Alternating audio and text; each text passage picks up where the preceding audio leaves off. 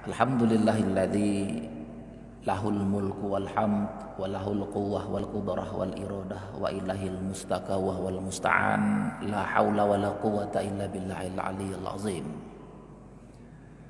Hadirin jamaah subuh di Masjid Asy-Syarif BSD City yang dirahmati Allah. Alhamdulillah hari ini kita masih diberikan istiqomah untuk bisa hadir sholat subuh berjamaah. Tidak ada karomah yang paling tinggi kecuali rasa istiqomah. Karomah apakah irhas atau kelebihan-kelebihan yang diberikan Allah kepada hamba yang dicintainya, itu adalah sekedar akibat bukan tujuan. Ya, Rasulullah Shallallahu Alaihi Wasallam itu tidak ditunjukkan sebagai manusia yang luar biasa, yang bisa terbang, yang bisa jalan di air, atau yang lain-lain. Tapi yang dibesarkan, yang dikembangkan adalah istiqomahnya itu. Jadi kalau bapak-bapak bisa istiqomah sholat subuh berjamaah, itu adalah karomah tertinggi yang diberikan Allah kepada kita. Hari ini sebagaimana kita lihat, kita akan membicarakan tentang hal yang penting, tentang keberadaan kita di mata Allah, tentang eksistensi kita, hakikat diri kita. Kita membahas tentang menjadi insan kamil. Insan kamil itu makhluk yang sempurna. Kalaupun ada pendapat yang mengatakan nobody's perfect, tidak ada manusia yang sempurna, ya secara realitas memang seperti itu. Tetapi berbicara insan kamil ini berbicara tentang idealitas, berbicara tentang keberadaan manusia di mata Allah. Kira-kira visi dan misi Allah menciptakan manusia itu apa? Nah, dari situlah para sufi itu mengambil istilah insan kamil. Jadi bukan dari tataran realitas empiris yang kita lihat manusia penuh kekurangan, tetapi dari kacamata Allah yang menciptakan manusia itu sebagai ciptaan yang terbaik, kira-kira seperti itu. Kita lihat dari mana para sufi mengambil definisi insan kamil itu. Kata mereka, insan kamil itu manusia yang sempurna karena dia merupakan manifestasi sempurna dari citra Allah. Wah, ini tinggi sekali nih. Jadi manusia itu katanya citranya Allah. Kalaulah ada makhluk yang mewakili dari sifat-sifatnya Allah, walaupun mewakili dalam intensitas yang kecil, tetapi mewakili sifat-sifat Allah itu ya manusia ini. Istilah manifestasi itu dalam bahasa Arabnya ya tajalli itu. Karena manusia itu sebagai tajallinya Allah, manifestasi Allah, atau self manifestation of God, manifestasi Allah, maka dia dikatakan sebagai makhluk sempurna.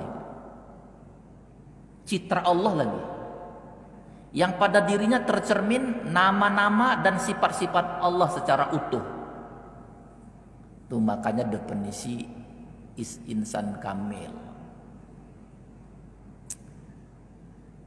Tetapi insan kamil ini kita rendahkan, kita rusak dengan bergantinya orientasi kita dalam hidup ini.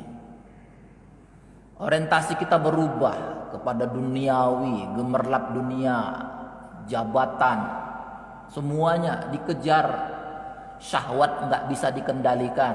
Ujung-ujungnya syahwat itu yang jadi Tuhan yang baru bagi manusia.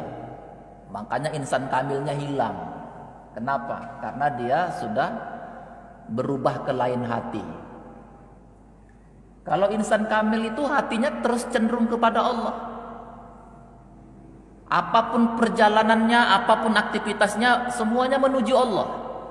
Bapak-bapak datang ke Masjid Asy-Syarif, lahiriahnya ke masjid, tetapi tujuan besarnya adalah menuju Allah. Itu kenapa ada istilah insan kamil itu, karena hatinya cenderung kepada sesuatu yang paling berharga, bukan direndahkan tadi dengan syahwat-syahwat duniawi yang justru jadi Tuhan yang baru. Itu kenapa ada istilah insan kamil. Nah, bagi mereka ya manusia itu sebagai citranya Allah. Allah berfirman dalam hadis qudsi misalnya, khuliqal Adam ala surati, ya. Aku ciptakan Adam itu ala surati. Apa tuh surah? Surah itu bisa cermin, bisa gambar, bisa bayang-bayang. Jadi aku ciptakan Adam dan keturunannya itu berdasarkan bayang-bayangku, cerminan dari diriku. Wah, ini kan luar biasa ini. Jadi di dalam diri kita ini ada bayang-bayang Allah, cerminan Allah. Betapa mulianya kita ini di sisi Allah, sampai Allah menjadikan kita sebagian dari bayang-bayangnya. Kita sangat akrab dengan firman Allah itu, a'udzubillahi minasyaitonirrajim, wa nafakhtu fihi mir ruhi. Aku hembuskan sebagian daripada ruhku. Jadi di dalam diri kita ini ada sebagian dari ruh Allah. Dari ruh Allah. Itu enggak sembarangan, enggak main-main. Betapa dimuliakan kita sama Allah itu. Sampai-sampai sebagian dari ruh Allah dihembuskannya pada diri kita.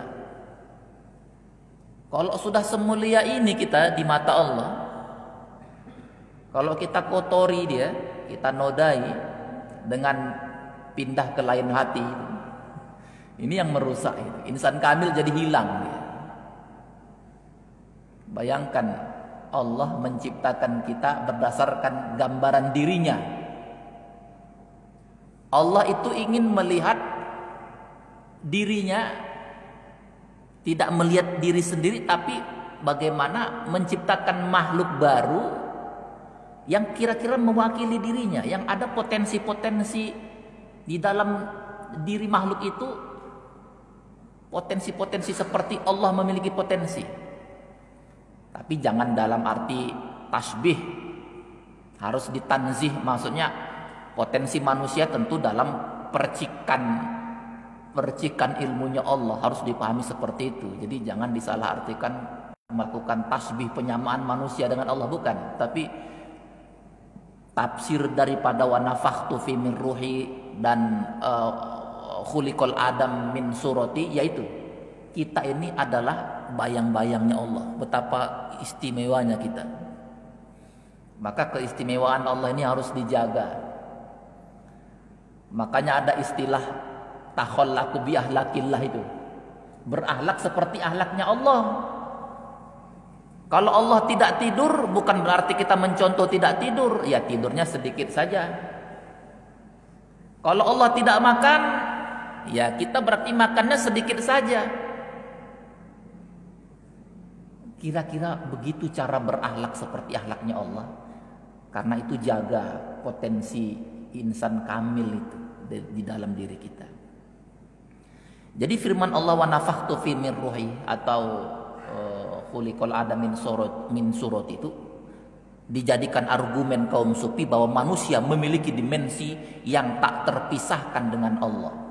Tak terpisahkan bukan berarti sama. Ada unsur-unsur yang sama. Keberadaan manusia yang unik dan memiliki potensi yang luar biasa adalah gambaran kebesaran Allah.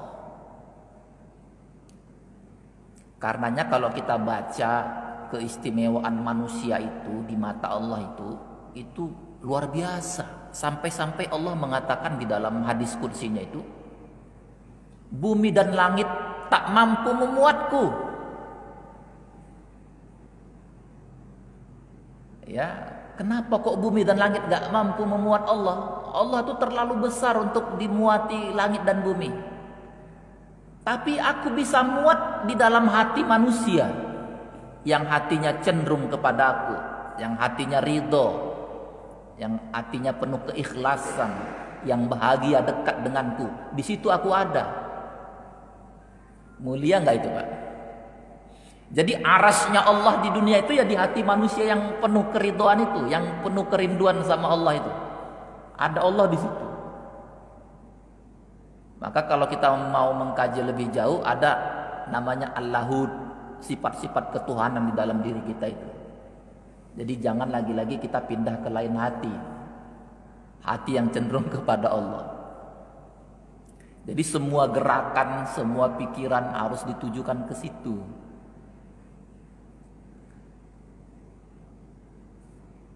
Kita lanjutkan.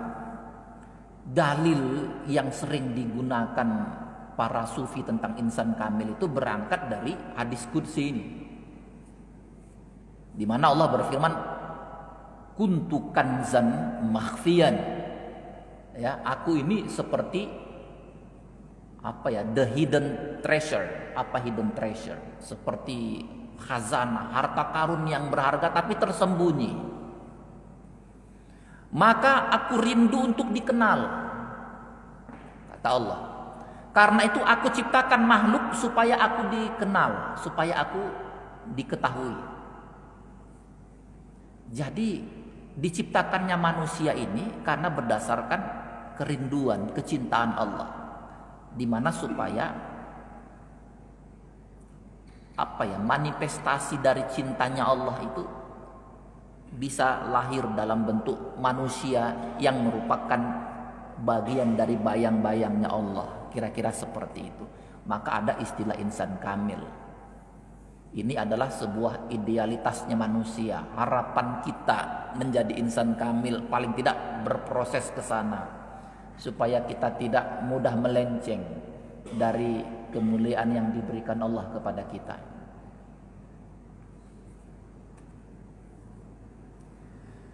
Nah, secara umum manusia itu menurut pandangan Islam banyak sekali potensinya. Kita udah sama-sama tahu.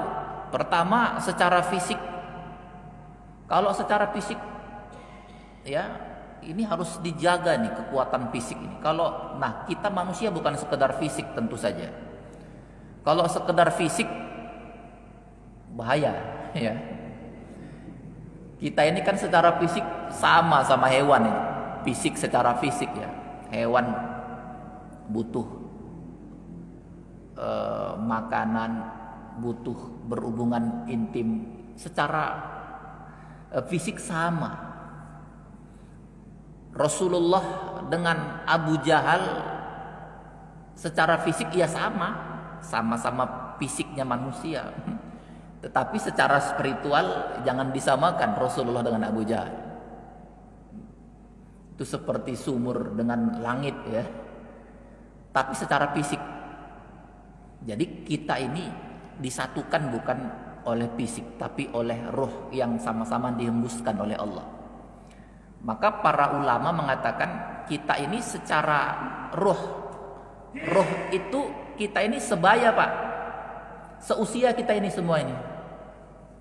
Kita berbeda secara fisik karena ada yang duluan lahir, ada yang belakangan, jadi beda. Tapi kalau secara ruh, Allah sudah menempatkan di tempat yang sama, di waktu yang sama, dikumpulkan Allah itu ruh itu.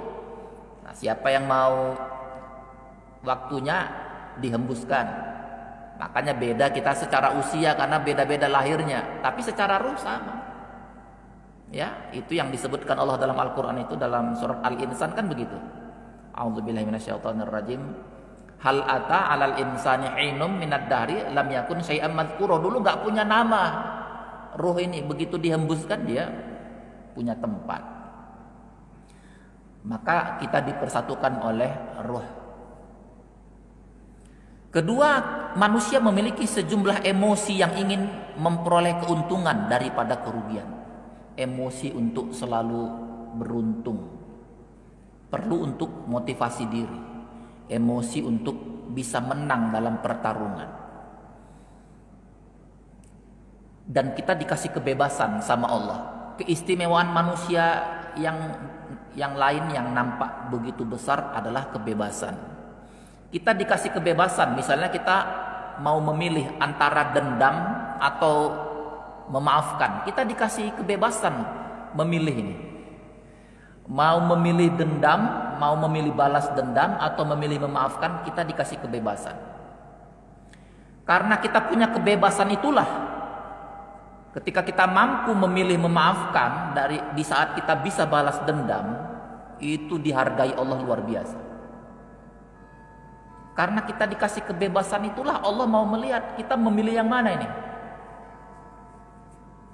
Di saat kita banyak uang, misalnya, kita bebas memilih mau makan di mana, ya, kalau kita punya uang mau belanja, mau barang yang semahal apa, kita bebas memilih. Tetapi ketika kita memilih yang sederhana, saat kita mampu membeli yang paling mahal, di situ Allah sangat memuji kita. Jadi kebebasan itu silakan digunakan, tapi istaftak qalbak, minta fatwa kepada hati, di mana hati itu ada arasnya Allah. Ada surga, ada neraka, itu kita disuruh bebas, mau pilih silakan. Man syaa falyukmin wa man syaa falyakfur, mau beriman silakan. Itu kan kasih sayang Allah, disuruh kita pilih. Mau beriman silakan beriman. Nanti konsekuensinya begini, kalau mau kufur itu keistimewaan. Artinya kedudukan kita itu bebas sekali. Tapi ada penilaian di mata Allah. Ketiga, mempunyai perhatian terhadap keindahan. Ya, hidup tidak boleh kaku. Ya, hidup tidak boleh kaku. Sedikit-sedikit ya bid'ah. Mohon maaf, sedikit-sedikit bid'ah itu membuat diri kita kaku. Kita belajar ihsan ini supaya kita bisa melihat sisi-sisi indahnya di dalam beribadah itu. Kalau sekedar belajar fikih sangat penting. Tapi kalau nggak diiringi dengan belajar ihsan, itu belajar fikih kita itu jadinya kita suka menghakimi orang lain. Oh, ini bid'ah, ini neraka, ini kafir, ya, karena belajar fikih itu menjadikan kita sebagai hakim. Orang lain jadi terdakwa sama kita.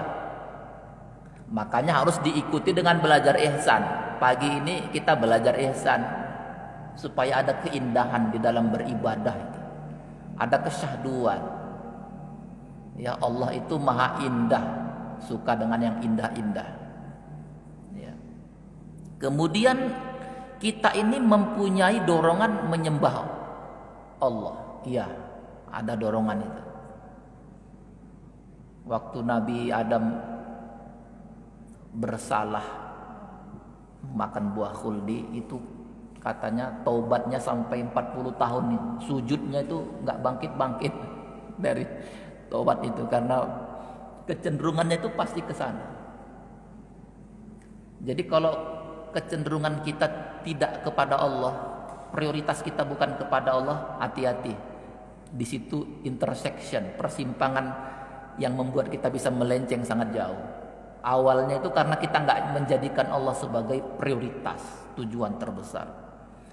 Kemudian memiliki kemampuan dan kekuatan yang berlipat ganda karena dikarunia akal. Kita dikasih akal, dikasih pikiran, dikasih kehendak.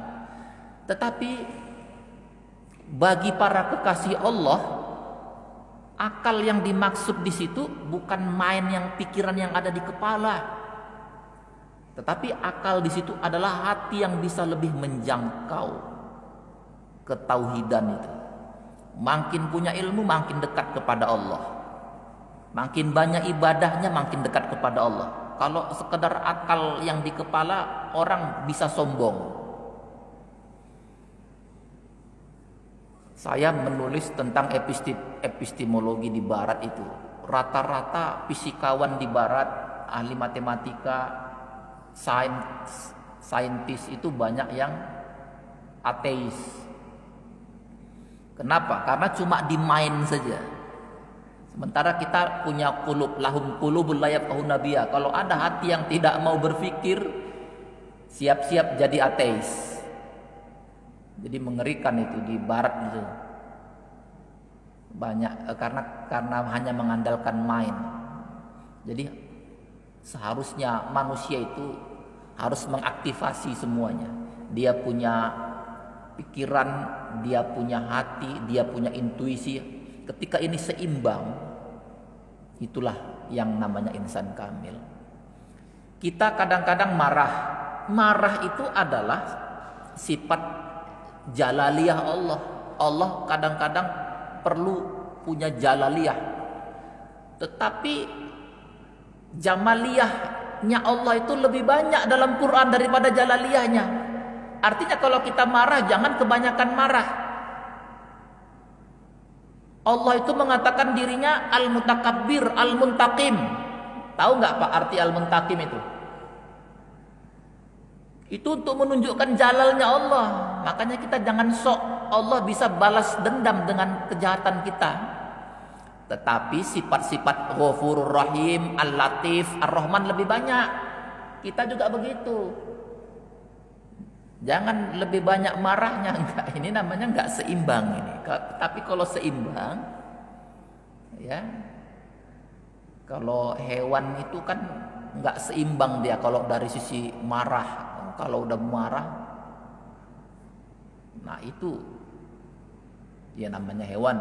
Tapi kita nggak mengambil pelajaran dari situ untuk menyeimbangkan diri supaya dicintai Allah. Sudah saya singkat tadi katakan dengan singkat kedudukan manusia. Saya tidak membacakan lagi. Jelas dalam Quran manusia itu makhluk yang termulia, yang paling indah dan bentuk kejadiannya, yang diberi kebebasan memilih. Itu kan keistimewaan itu.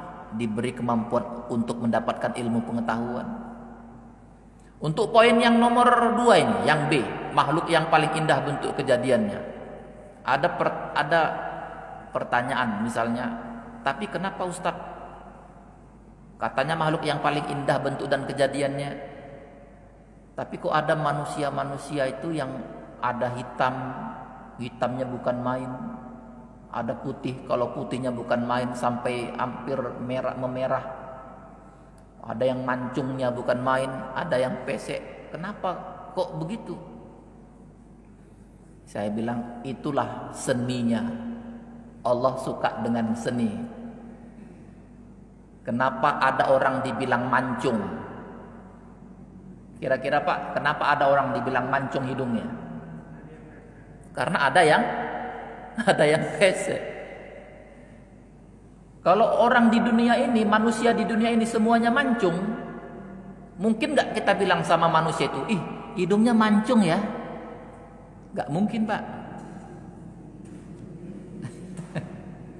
Nggak mungkin kita bilang hidungnya mancung ya kalau udah semua manusia mancung.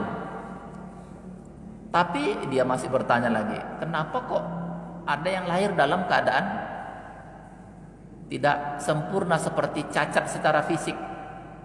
Lagi-lagi itu adalah ujian. Sama seperti ada orang yang bertanya, kenapa kok babi itu dagingnya diharamkan? Kalau memang diharamkan, kenapa diciptakan Allah? Bukankah Allah bisa menciptakan yang halal-halal saja? Nah, lagi-lagi jawabannya semua ujian. Siapapun yang diuji di dunia ini diganti oleh Allah dengan yang lebih baik. Harus begitu. Jadi pernah dulu di Amerika itu ada seorang profesor matematika, dia berharap punya keturunan yang seperti dia nanti, yang cerdasnya jenisnya seperti dia. Tahu-tahu begitu lahir, tumbuh, anaknya ini idiot. Dia tidak tahan merasa malu sekali ketika di dalam rumah. Itu dia tembak anaknya itu. Dia bunuh anaknya, dia tembak. Setelah menembak anaknya, dia pun tembak kepalanya. Karena nggak belajar ihsan, nggak belajar tentang keseimbangan. Dia nggak tahu orientasi ketauhidan begitu. Nah, kita yang punya ilmu itu, yang punya ilmu tentang janji Allah pasti benar, yang punya ilmu tentang ada akhirat yang menanti, nggak mungkin kita mudah depresi seperti itu. Itulah kedudukan kita. Kita dikasih alat-alat untuk membuat peradaban, dikasih pendengaran, penglihatan, akal, pikiran, dikasih lisan, dikasih pena, banyak sekali ayat-ayat ini. Kita dikasih kedudukan yang tinggi sebagai khalifah. Sebagai khalifah itu wafdun, ya, utusan, kepercayaan, tangan kanan Allah itu kita ya. Begitu tingginya kedudukan kita. Kita juga dikasih beban, dikasih tugas untuk beribadah kepada Allah, dan tentu banyak keistimewaan-keistimewaan yang lain. Kalau mau dirincikan, ini potensi-potensi manusia ini. Ada potensi akal, ini harus diaktifasi terus. Ya, ada potensi naluri, ada potensi kesucian, panca indera, potensi agama. Kalau ini bisa diaktifasi secara maksimal, luar biasa, Pak. Para sufi itu mampu mengaktifasi semua ini sehingga mereka mampu melihat sebagaimana, mohon maaf, Allah melihat. Kalau Allah mau kasih, bagi mereka tak ada yang jauh. Apa yang terjadi kalau sekarang memang dengan perantaraan internet di handphone kita bisa tahu apa yang terjadi di Amerika, di belahan dunia manapun tahu. Tapi para sufi sebelum ada teknologi itu, mereka bisa berkomunikasi dengan yang jauh itu. Karena intinya Allah itu maha dekat, artinya tak ada yang jauh dari diri mereka. Semua bisa berkomunikasi dengan siapapun. Dengan yang sudah wafat ribuan tahun pun mereka bisa berkomunikasi. Itulah yang mampu mengaktifasi kemampuan-kemampuan potensi ini. Hidayatul fitri ini, hidayatul gharizah. Jadi waktu ada ahli hadis yang mengatakan, kok bisa sekelas Hujjatul Islam Imam Ghazali memasukkan hadis-hadis dhaif ke dalam kitab Ihya, tulisannya itu Ihya Ulumuddin. Dengan senyum Imam Ghazali mengatakan, pendekatan saya tentang hadis itu bukan seperti kalian pakai rijalul hadis, pakai sanadnya gimana, bersambung atau tidak, bagaimana jarh wa ta'dil, menyelidiki kelebihan kekurangan sahabat. Bukan begitu saya melihat hadis yang dhaif, hadis yang asli, hadis yang sahih. Kalau saya langsung saja tanya sama Rasulullah, ya Rasulullah, hadis ini datang dari engkau apa bukan? Langsung berdialog. Kalau Rasulullah mengatakan iya dari saya, ya saya masukkan ke dalam kitab saya. Udah sekelas itu, Pak. Jadi kelasnya begitu. Jadi itu contoh bagaimana mereka punya kemampuan yang luar biasa. Saya banyak sekali koleksi kemampuan-kemampuan para sufi tentang ini. Memang susah diverifikasi, Pak. Bagaimana memverifikasinya, membuktikannya? Ini kan pengalaman spiritual. Ibnu Arabi itu kalau sudah berzikir itu bisa fana, hilang kediriannya ketika berzikir karena masuk di dalam aura kebesaran Allah. Tetapi dalam fananya itu Ibnu Arabi dikasih kemampuan-kemampuan macam-macam sama Allah. Nih aku kasih tahu ilmu tentang batu, bahwa ada ribuan jenis batu di dunia ini dengan masing-masing potensinya. Jadi kalau dulu rame-rame orang akik ya batu cincin itu, Ibnu Arabi sudah dulu tahu jenis-jenis ribuan batu bersama potensinya. Rupanya Allah memang memberi potensi pada macam-macam batu itu. Jangan cepat-cepat menuduh syirik ya.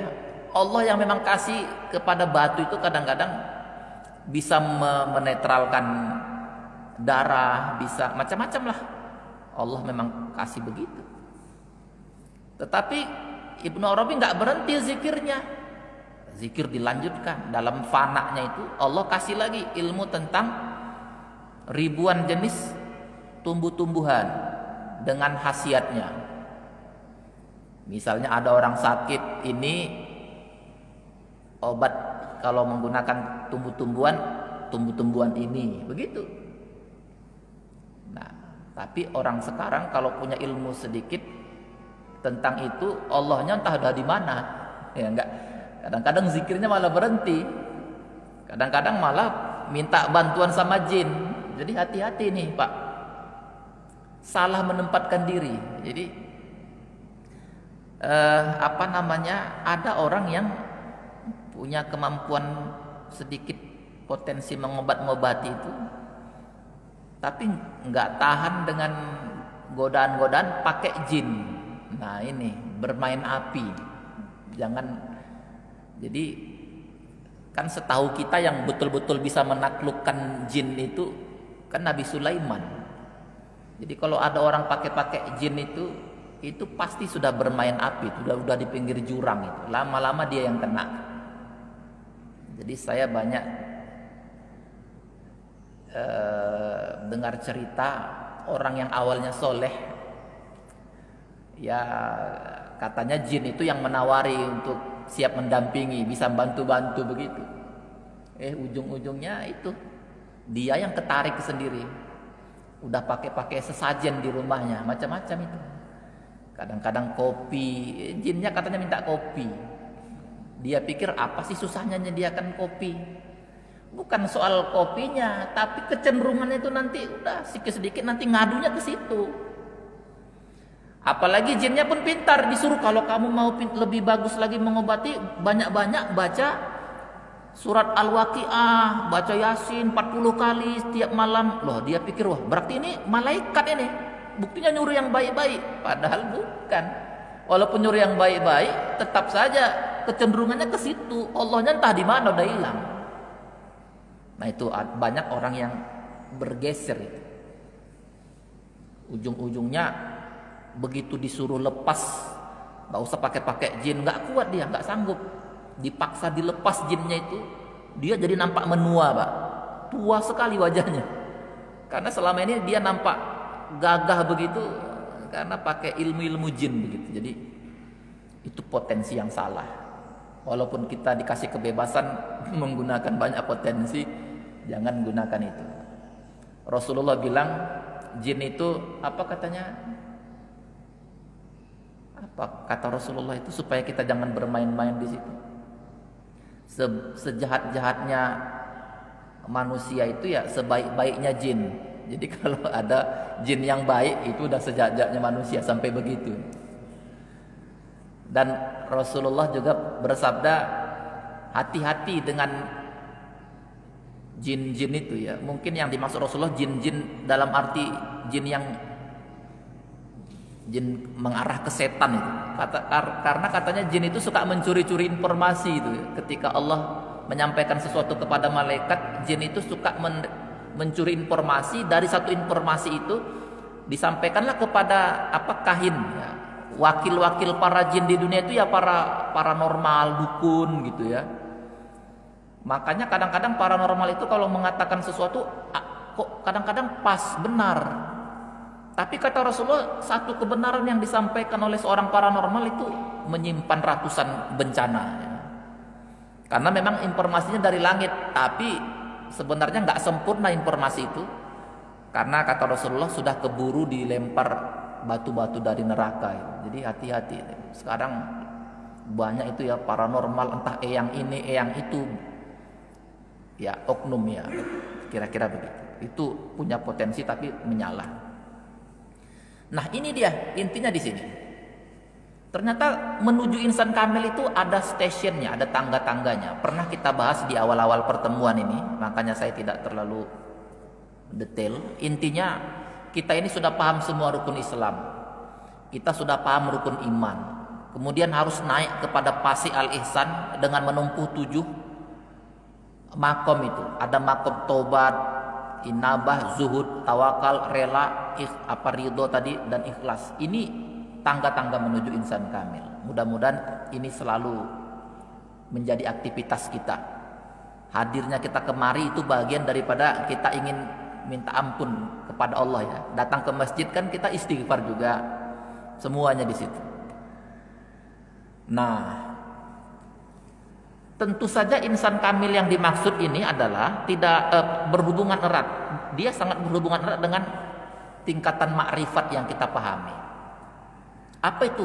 Ada namanya ilmu yakin. Ini disinari oleh asma Allah. Apa itu? Ilmu yakin disinari oleh asma Allah. Kita paham dengan asma-asma Allah yang luar biasa itu. Sehingga ini menjadi amalan kita. Kita biasa berzikir dengan Ya Razak, Ya Alim, Ya Wahab. Banyak kan? Sehingga dengan kita berzikir memanggil nama-nama Allah itu, jadi kita menjadi ingin mengimplementasikan sifat-sifat Allah itu kepada diri kita. Ketika kita mengatakan Ya Razak, Ya Razak, kita jadi suka berbagi. Ya Latif, Ya Latif, kita jadi suka kita memiliki hati yang tidak keras. Keras perlu, tapi kalau seterusnya keras mudah hancur ya. Seperti gigi kita itu lebih cepat hancur daripada lidah. Ya kan Pak? Umumnya kita daripada gigi. Itu perumpamaan, filosofinya. Perlu ada kelembutan di dalam hati kita, perlu ada keras. Tapi kalau keras terus akan hancur gigi, karena dia keras terus, hancur dia. Itu filosofi asma itu. Walillahil asmaul husna fad'uhu biha. Allah itu punya nama-nama yang bagus. Serulah nama-nama Allah. Kalau berdoa awalilah dengan menyebut nama-nama Allah. Itu namanya baru di ilmu yakin. Yang kedua, ainul yakin. Kalau ainul yakin ini sudah mulai disifat, sudah mulai diaplikasikan sifat-sifat yang saya katakan tadi, takhallaku bihalakillah. Dan yang terakhir ada hakul yakin. Sudah disinari zat Tuhan. Ini kadang-kadang salah paham. Kita ketika berbicara disinari zat Tuhan itu tetap dalam prinsip tanzih. Ya, jangan kita istilahnya menyamakan antara kita dengan Allah. Tidak. Tetapi sesuatu yang tidak bisa dipisahkan. Bukan berarti harus sama. Nah, jadi maunya kita itu sudah disinari oleh zat Tuhan. Ini yang dimaksud oleh para sufi itu rasa fana, hilang kediriannya Pak. Hilang kediriannya karena ketika dia udah dalam ekstase itu mengatakan ternyata aku ini nggak ada ya. Ternyata aku ini nggak ada apa-apanya, yang ada itu kan Allah. Aku bisa berzikir ini kan karena Allah yang membuat hatiku teringat kepada Allah. Siapa kalau bukan Allah? Jadi sebenarnya bukan aku yang berzikir. Jadi orang yang pemahamannya seperti ini tidak sombong karena dia banyak berzikir. Enggak sombong dia walaupun tiap hari berzikir. Kenapa? Karena dia sadar yang membuat dia berzikir itu Allah. Sesungguhnya yang berzikir Allah bukan dia. Kira-kira begitu. Itu namanya disinari dengan zat Tuhan. Kalaupun kita belum di level para sufi ya. Kalau para sufi memang perjuangannya kan udah luar biasa, riyadhahnya luar biasa. Kita mungkin belum ke sana, tapi nggak usah minder. Semuanya akan berjalan ala qadri istita'ah, ya sesuai dengan pilihan-pilihan kita. Kalau mereka kan udah lebih awal cenderung kepada Allah sehingga punya keistimewaan yang macam-macam. Kalau kita ya masih proses pengembangan diri. Jadi insan kamil di sini nih dalam konteks pengembangan diri. Pokoknya sepanjang kita mau mengembangkan diri, terus menambah guru, rajin hadir ke masjid, mendengar majelis taklim, ini kan proses pengembangan diri semua. Ini sangat dihargai. Sama ketika Rasulullah mengatakan pahala orang yang baca Quran yang tertatih-tatih itu lebih banyak pahalanya daripada yang sudah baca dengan mulus. Tapi yang tertatih-tatih itu bukan berarti dia begitu seterusnya, terus kan tetap harus belajar. Nah, kita nih semuanya dalam proses pengembangan diri ke situ. Pengembangan diri bukanlah sesuatu yang instan, butuh waktu, takes time. Ya, melalui proses yang jerih payah, perjuangan yang sungguh-sungguh. Jadi ibaratnya kita ini sudah ada potensi-potensi yang gelap dalam diri kita. Tugas kita setiap hari membuang satu persatu keburukan itu. Itu proses insan kamil harus diletakkan dalam proses saya mau menjadi manusia yang lebih baik dari yang sebelum-sebelumnya. Itu bisa dimaknakan sebagai insan kamil juga dalam proses. Kita belajar juga untuk keseimbangan. Ya, ada memang orang-orang yang sepele dia dengan ilmu-ilmu agama itu. Ya, kadang-kadang kita pun orang tua mempengaruhi anak-anak kita. Sayanglah kamu matematikanya bagus, kok masuk pesantren? Loh, ya emang kalau matematika bagus nggak boleh masuk pesantren.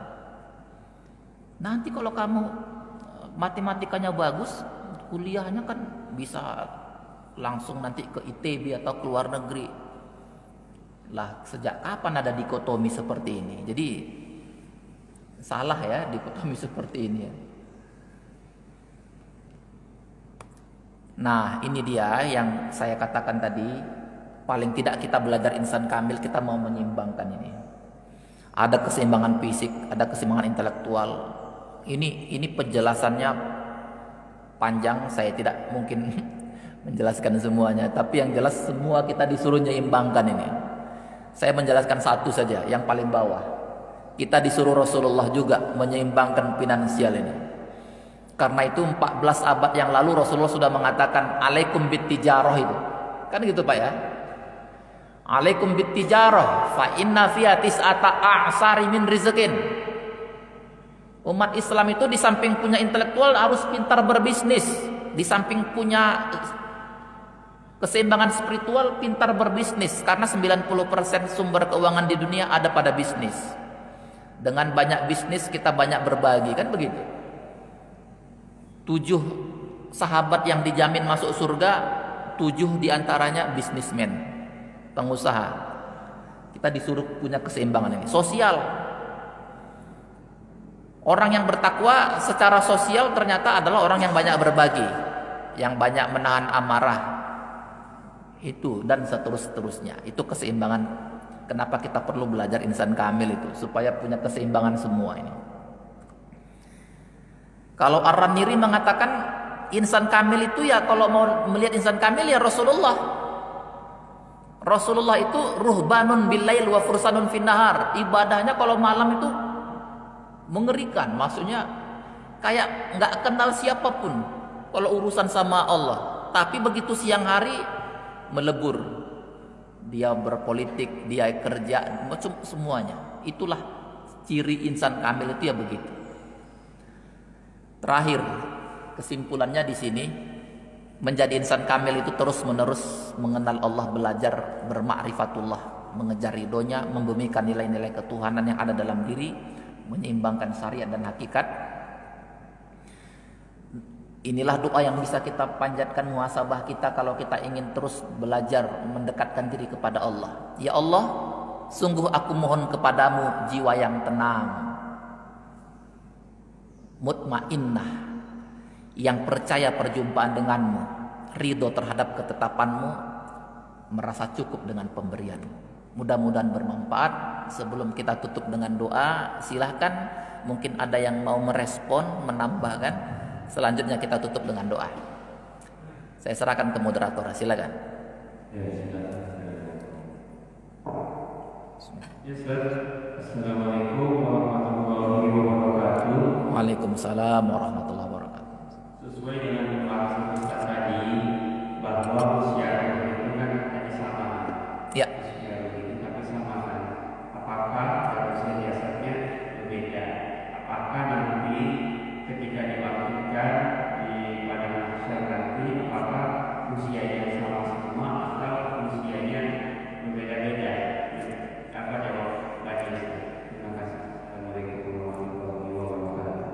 ya, bagus sekali ya pertanyaannya. Ya tentu saja nanti ketika dibangkitkan, saya lupa ayat berapa itu. Nanti rata-rata orang-orang itu usianya sama itu. Sekitar 33-an tahun gitu. Dibangkitkan dalam usia yang sama, yang sudah misalnya sudah wafatnya di atas 60, 70, 50, tapi nanti ketika dibangkitkan dalam keadaan usianya yang sama. Itu yang saya ketahui. Makanya kalau kita mengkaji Rasulullah Muhammad itu kan ada dua itu. Rasulullah secara fisik, ada Rasulullah secara Nur Muhammad. Kalau yang Nur Muhammadnya ini sudah ada sebelum Allah menciptakan alam. Rasulullah secara nur itu, Nur Muhammad itu sudah ada sebelum Nabi Adam sendiri. Kan ada itu. Laula Muhammad, kalau bukan Muhammad, ma khalaqtu, tidak akan aku ciptakan Adam dan alam. Artinya memang itu yang saya katakan tadi, ruh itu sudah ada sendiri, tempatnya nanti berbeda secara fisik karena berbeda lahir, tapi nanti dikembalikan yang saya ketahui dalam usia yang sama ya. Tapi ini bisa nanti kita buka lagi lah, saya kira kitabnya. Bagus pertanyaannya, silakan yang lain Pak kalau ada. Kalau tidak ada kita tutup dengan doanya.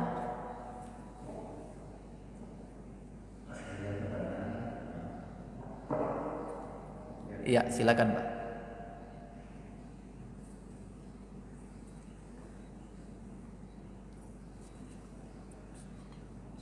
Assalamualaikum warahmatullahi wabarakatuh.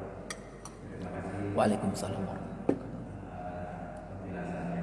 Ada satu hal yang ingin saya tanyakan terkait dengan masalah kodam. Apakah kodam itu berarti ada jin ataukah memang bentuk lain dari kalau kita jawaban ini? Terima kasih. Assalamualaikum warahmatullahi wabarakatuh. Iya. Qadar yang maksudnya takdir ya Pak. Oh, khodam. Oh, ya. Ya, yang saya ketahui itu memang khodam itu kan macam-macam, Pak. Orang yang membaca Quran itu katanya setiap huruf itu ada khodamnya. Itu pengakuan yang memang sudah memiliki itu. Makanya ayat Quran itu bisa digunakan untuk yang buruk juga, tapi anehnya itu dirubah-rubah sedikit. Kerjaannya jin itu begitu ya. Mohon maaf, kita dulu di pesantren itu saya dikasih tahu teman yang memang sudah mempraktekkan itu. Mohon maaf, itu katanya kalau mau mengganggu, memelet perempuan itu katanya dengan mencuri merica itu, tapi harus dengan dicuri misalnya ya. Merica itu dicuri di tempat yang di orang yang jualan merica itu dicuri, itu dipelintir-pelintir itu, tapi membaca bagian-bagian dari ayat tapi dirubah-rubah sedikit, itu terpelet itu perempuannya. Saya kira itu kerjaan jin juga, ada jin di situ. Jadi saya kira jin itu akan datang kepada sesuatu yang memang kalau kita terlalu cenderung ke situ, itu makhluk halusnya datang ke situ. Itu kadang-kadang yang nggak ngerti itu udah otomatis menjadikannya khodam. Saya punya keluarga pernah tuh kalau habis selesai sholat, tahu-tahu ada batu cincin di sajadahnya itu. Ada suara-suara ikatkan aku ingin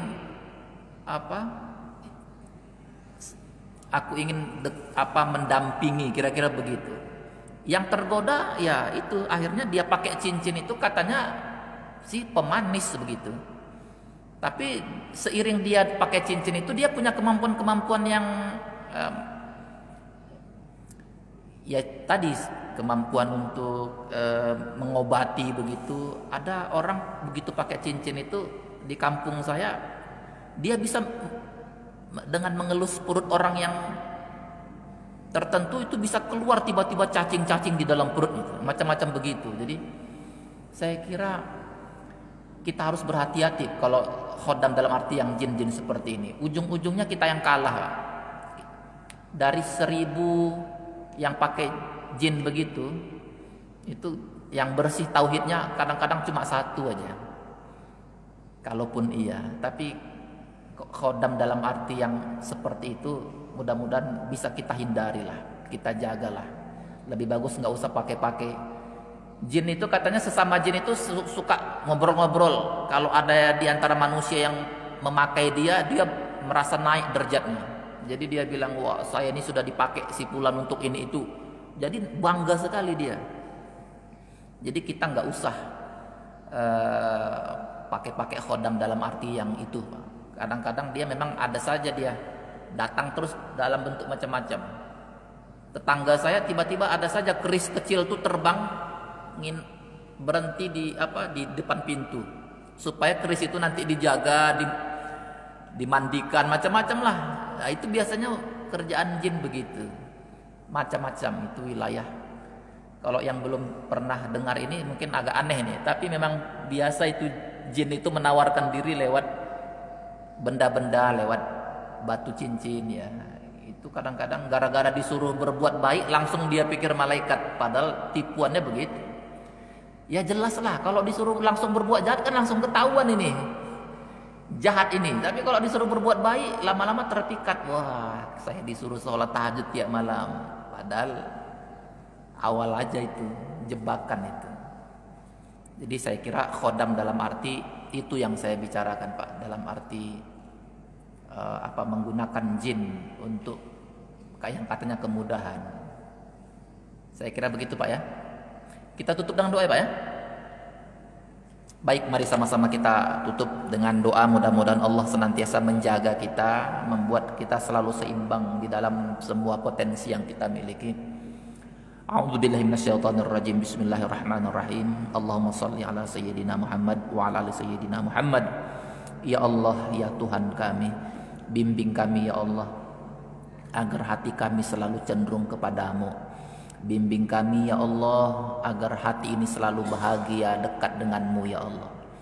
Bimbing kami ya Allah agar kami selalu bahagia di dalam zikir-zikir kami, bahagia di dalam doa-doa kami, bahagia dalam sujud-sujud kami. Ampuni kami ya Allah jika hati ini tak selalu ingat kepadamu, padahal nikmat yang kau berikan terus turun kepada kami. Kami setiap saat menghirup udaramu, meminum airmu, menyaksikan indahnya ciptaanmu. Tapi ampuni kami ya Allah, tidak setiap saat pula kami berzikir kepadamu. Malam siang kami tak selalu kami isi dengan menyebut asmamu. Ampuni kami yang banyak lalai ini ya Allah. Bertahun-tahun kau izinkan kami hidup di muka bumi ini ya Allah, tapi belum sungguh-sungguh rasanya kami membaca ayat sucimu, belum sungguh-sungguh kami beribadah kepadamu. Singkirkanlah penyakit-penyakit yang bisa membuat kami jauh kepadamu ya Allah. Buanglah penyakit-penyakit hati yang membuat kami tidak khusyuk dalam beribadah kepadamu ya Allah. Engkaulah yang menggenggam kehidupan kami ya Rabb. Engkau yang menentukan takdir kami. Takdirkan kepada kami takdir yang terbaik. Jadikan hati kami istiqomah untuk terus menambah pengetahuan kami ya Allah. Takdirkan kami beribadah dengan ibadah yang paling kau sukai. Takdirkan kami berkumpul dengan orang-orang yang juga mencintai engkau ya Allah. Allahumma rabbana innaka antas sami'ul alim wa tub 'alaina ya Allah innaka antat tawwabur rahim. Rabbana atina fid dunya hasanah wa fil akhirati hasanah wa qina adzabannar. Walhamdulillahi rabbil alamin. Billahi taufiq wal hidayah. Wassalamu alaikum warahmatullahi